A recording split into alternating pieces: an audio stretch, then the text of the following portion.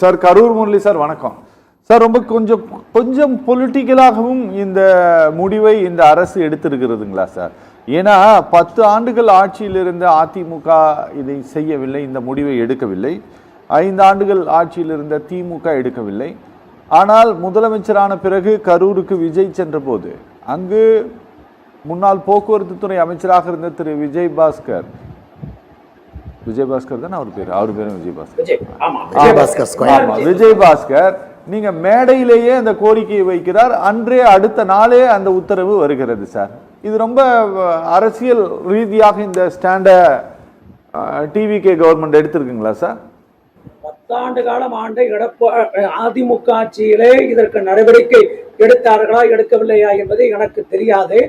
ஆனால் 5 ஆண்டு காலம் திராவிட முன்னேற்ற கழகம் ஆட்சி இருந்த பொழுது இதற்கான நடவடிக்கைகளை எங்கள் இயக்கத்தினுடைய அமைச்சராக இருந்த அண்ணன் செந்தில் பாலாஜி அவர்களுடைய முயற்சியால் தளபதி அவர்களை நாடி நீதிமன்றத்தை நாடி நாங்களே செய்வதற்கு தயாராக இருக்கிற பொழுதுதான் ஆட்சி மாற்றம் என்பது ஏற்பட்டிருக்கிறது. அதன் பிறகு அவர்கள் இதை செய்ததை போல ஒரு நாடகத்தை நடத்தி இருக்கிறார்கள். ஆனால் எங்கள் ஆட்சியிலேயே அதற்கான நடவடிக்கைகளை நாங்கள் எடுத்திருக்கிறோம் என்பதிலே எந்த வகையான மாற்று கருத்து கிடையாது. இப்பொழுது நமக்குள்ள பிரச்சனை எனக்குள்ள பிரச்சனை என்னவென்றால் பழனியில இருக்கிற பிரச்சனையை தான் மக்கள் மத்தியிலே நான் பேச வேண்டும். ஏனென்று கேட்டால் கரூரிலே இருக்கிற இந்த 3000த்திற்கும் மேற்பட்ட இடங்கள் அது மக்கள் அனுபவிக்கக்கூடிய இடங்கள், மக்கள் பயன்படுத்தி கொண்டிருக்கிற இடங்களுக்கு ஒரு நல்ல தீர்ப்பை நாங்களே தர வேண்டும் என்று நினைத்தோம். அது வந்திருக்கிறது. ஒன்றும் கிடையாது. இந்த பழனியிலே 1 ஏக்கர் 40 சென்ட் நிலம் இப்பொழுது கைமாறி இருக்கிறது என்று எல்லா ஊடகங்களும் பத்திரிகைகளின் வாயிலாக வருகிறது. ஒன்றும் கிடையாது. அயோத்தியில இருக்கிற ராமர் கோயிலிலே ஊழல் நடைபெற்றது என்று பத்திரிகைகளை செய்து வருகிறது. உத்தரகாண்டத்தில் இருக்கிற கேத்ரிநாத், பத்ரிநாத் போன்ற கோயில்களிலும் மோசடிகள் நடைபெற்றிருக்கிறது என்றும் செய்தி வருகிறது. அங்கே நடைபெறுகிறது என்னவென்றால் பக்தர்கள் கொண்டு வந்து போடுகிற பணத்தை தான் அவர்கள் கையாடல் செய்திருக்கிறார்கள். ஆனால் இங்கே என்னவென்று கேட்டால் ஆண்டவனின் பெயரில் இருக்கிற சொத்தையே ஆட்டைய போடுகிற ஒரு அரசாக தாவேக அரசு இருப்பதுதான் நமக்கு வருத்தமாகவும் இருக்கிறது, வேதனையாகவும் இருக்கிறது, வெக்கமாகவும் இருக்கிறது. இதோ வாருங்கள், இப்பொழுது பிஜேபி காரர்கள் RSS காரர்கள் என்ன சொல்றாங்க பாத்தீங்களா, இந்துக்களுடைய நிலங்களை எல்லாம் இப்படி தாரை வார்த்து தருகிறார்களே என்று சொல்கிறார்கள். இதோ பழனியிலே 1 ஏக்கர் 40 சென்ட் இடத்தை இவர்கள் வித்திருக்கிறார்கள்.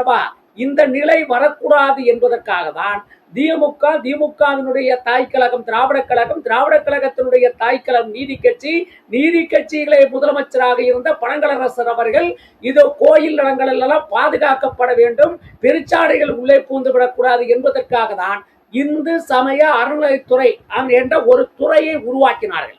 அந்த துறை இருக்கிற காரணத்தால் தான் இத்தனை சொத்துக்களும் பாதுகாக்கப்பட்டிருக்கிறது. ஆனால் அந்த துறை இருக்கிற பொழுது பழனியில இருக்கிற இந்த இடத்தை ரவிக்குமார் அவர்கள் அழகாக சொன்னார்கள்.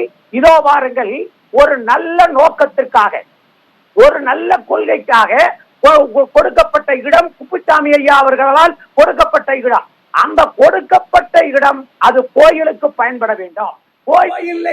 கோயிலுக்கு வருகிற பக்தர்கள் பயன்படுத்திக் கொள்ள வேண்டும். தங்குவதற்கு, உணவு சமைப்பதற்கு, மற்ற தேவைகளுக்கு பயன்படுத்திக் கொள்ள வேண்டும் என்ற அந்த இடம் அது ஆக்கிரமிப்பு வந்துச்சு. ஆக்கிரமிப்புல வந்ததுக்கு அப்புறம் செஷன்ஸ் கோர்ட் மாவட்ட நீதிமன்றத்துக்கு போனது, உயர் நீதிமன்றத்துக்கு போனது, உச்ச நீதிமன்றத்துக்கு போனது. உச்ச நீதிமன்றம் வரை போராடி அந்த இடம் அறநிலைத்துறைக்கு தான் சொந்தம் என்று வெற்றிகரமான தீர்ப்பை பெற்றுக் கொண்டு வந்த ஆட்சி எங்கள் முத்துவேல் கருணாநிதி ஸ்டாலின் அவர்களுடைய ஆட்சி. 2025 அந்த தீர்ப்பை பெற்றுக் கொண்டு வருகிறோம். ஆனால் 2026 மே 4க்கு பிறகு எங்கள் ஆட்சி கீழே இறக்கப்பட்டு விட்டது. விஜய் அவர்கள் வருகிறார். வந்த பிறகு ஒரு 6 மாசம் கூட வரல சார், ஒரு 2 மாசத்துக்குள்ளேயே ஆண்டவனின் பெயரால் இருக்கிற நிலம் இப்படி அபகரிக்கப்படுகிற ஒரு சூழ்நிலை வந்திருக்கிறது என்றால் ஒன்றும் கிடையாது. ஊடகத்தின் வாயிலாக என்னுடைய பேச்சை கேட்டுக் கொண்டிருக்கிற இவர்களுக்கு நான் சொல்கிறேன், திமுக ஆட்சியில மட்டும் இப்படி ஒரு தப்பு நடந்திருந்தாக்க என்ன செஞ்சிருப்பாங்க RSS காரங்க, என்ன செஞ்சிருப்பாங்க பிஜேபி காரவங்க?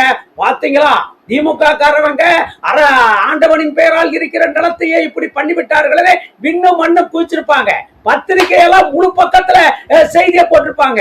ஊடகம், எல்லா ஊடகங்களும் அலறி போயிருக்கு, துடிச்சு போயிருக்கும். பாத்தீங்களா, திமுக வந்தாலே இப்படிதான் அப்படின்னு எங்களை விமர்சனம் பண்ணிருப்பாங்க. ஆனால் இந்த நிலை வந்திருக்கிறது என்று சொன்னால் இந்து அறநிலைத்துறை என்று சொல்லுங்க சார். இல்ல இல்ல நீங்க தான் பேசணும், நாங்க யாரும் குறுக்கிடல. இல்ல இப்படி ஒரு நிலை வந்திருக்கிறது என்று சொன்னால் இந்த நிலை ஆண்டவனின் பெயரால் இருக்கிற அந்த பழனியிலே பத்திரப்பதிவு செய்யப்பட்டிருப்பது சட்டவிரோதம். சட்டவிரோதம் என்பதற்கு நான் சாட்சியில ரெண்டு செய்தியை நான் சொல்லுகிறேன். நம்மளுடைய தலை செயலகத்தில் 2 அமைச்சர் பத்திரிகை நிருபர்களை சந்திக்கிறார். ஒருத்தர் பத்திரப்பதிவுத்துறை அமைச்சர் லோகேஷ் தமிழ்ச்செல்வன் அவர்கள், இன்னொருவர் நம்மளுடைய அறநிலைத்துறை அமைச்சராக இருக்கிற ரமேஷ். 2 பேரும் பத்திரிகை நிருபர்களை சந்திக்கிற பொழுது முரண்பட்ட கருத்தை சொல்றாங்க. தமிழ்ச்செல்வன் என்ன சொல்றாரு, தப்பு நடந்துருச்சுங்க, தவறா பதிவு பண்ணிட்டாங்கன்னு சொல்றாரு.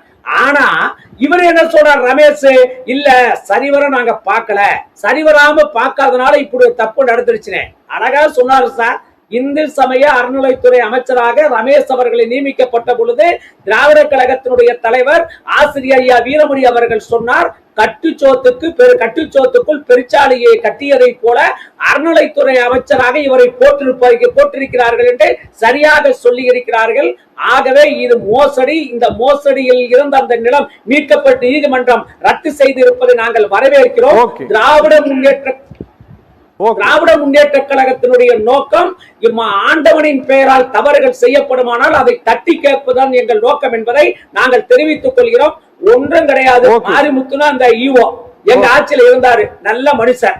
அவரை மாத்திட்டு இன்னொருத்தர் வச்சுக்கிட்டு அந்த நிலத்தை பதிவு செய்திருக்கிறார்கள் என்றால் இது கண்டிக்கத்தக்கது என்பதை என்னுடைய முதல் சுற்று வாதமாக நான் வைத்துக் கொள்கிறேன்.